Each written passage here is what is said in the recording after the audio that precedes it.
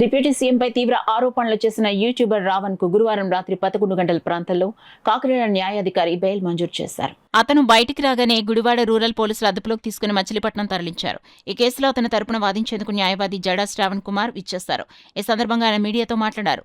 Raavan journalist ని అతని అన్యాయాన్ని ప్రశ్నిస్తే కేసులు పెట్టారని ఆయన ఆరోపించారు. జర్నలిజం మీద, దళిత క్రైస్తవుల మీద దాడి జరిగితే ప్రతిపక్ష నేత జగన్ ఎందుకు పట్టించుకోవడం లేదని ప్రశ్నించారు.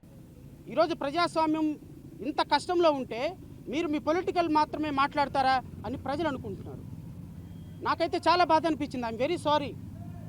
ఈరోజు రావణ్ పక్కన నేను లేకపోతే, మా పార్టీ లేకపోతే, మాది ఎంత పార్టీ అండి? గట్టిగా నాలుగు అడుగులు వేస్తే కూలబడిపోయే పార్టీ. 4 మాటలు మాట్లాడితే మేము ఈ రూమ్లో వినపడిన పార్టీ. మాలాంటి వాళ్ళమే ప్రాణాలకు తెగించి పోరాడుతుంటే 5 సంవత్సరాలు ముఖ్యమంత్రిగా ఉన్నవారు మీరు పోరాటం చేయరా? మిగతా రాజకీయ పార్టీలు మద్దతు మీడియా రంగానికి మద్దతు ఇవ్వరా?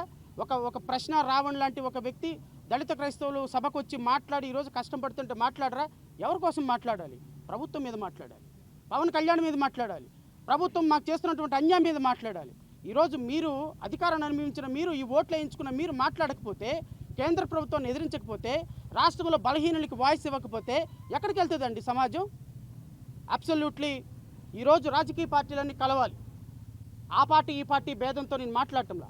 నేను గౌరవ మాజీ ముఖ్యమంత్రి గారిని కూడా వినయపూర్వకంగా కోరుతున్నా. This is a time to fight together. ప్రజాస్వామ్యాని కోసం, ప్రజాస్వామ్యాన్ని మనుగడ కోసం రాజకీయాలు చేయాల్సిన సమయం కాదు.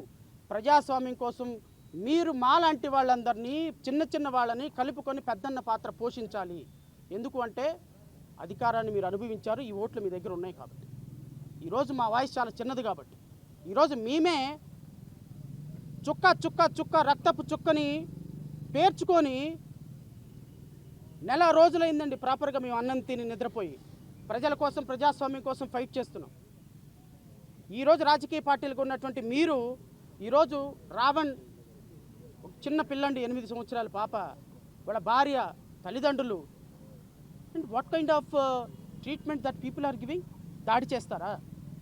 పవన్ కళ్యాణ్ గారు దాడి చేస్తారా? ఫిజికల్గా దాడి చేస్తారా? 500 మంది కోడిగుడ్లు రాడ్లతోటి దాడి చేస్తారా? ఇదా మీ డెమోక్రసీ? దీనికోసం మీకు హోమ్ మినిస్టర్ కావాలి? దీనికోసమా క్రిమినల్స్ని కాళ్ళకి కాళ్ళు, కీళ్ళకి కీళ్ళు విరక్కొట్టేటువంటి గౌరవ ఉప ముఖ్యమంత్రి గారు మీ జన సైనికులు కోడిగుడ్లు, రాళ్ళు, రప్పలతోటి ఈరోజు దాడి చేశారు. వాళ్ళ కాళ్ళు కీళ్ళు విరక్కొడితే చూడాలని ఉంది సార్ మీకు. వాళ్ళకి యోగి ఆదిత్యనాథ్ ట్రీట్మెంట్ ఇస్తే చూడాలని ఉంది సార్. వాళ్ళకి మీద కేసులు కట్టి ఇదే పోలీస్ స్టేషన్లో రిమాండ్ పెడితే చూడాలని ఉంది సార్. ప్రజాస్వామ్యం గురించి సుత్తపస్సు కబుర్లు చెప్పే మీరు, డెమోక్రసీ గురించి పదం వద్దులే బాగాదు కబుర్లు చెప్పే మీరు ఈరోజు మీ జనసైనికులు చేసినటువంటి వికృత కార్యక్రమాలని, చర్యలని ఎలా ఖండిస్తారో నేను చూస్తాను. సనాతన ధర్మం అని ఒక డ్రెస్ వేసి వీడియోలో కూర్చొని పేపర్లు చదవటం కాదు సార్ అడ్మినిస్ట్రేషన్ అంటే. మీ కార్యకర్తలను నిలువరించండి.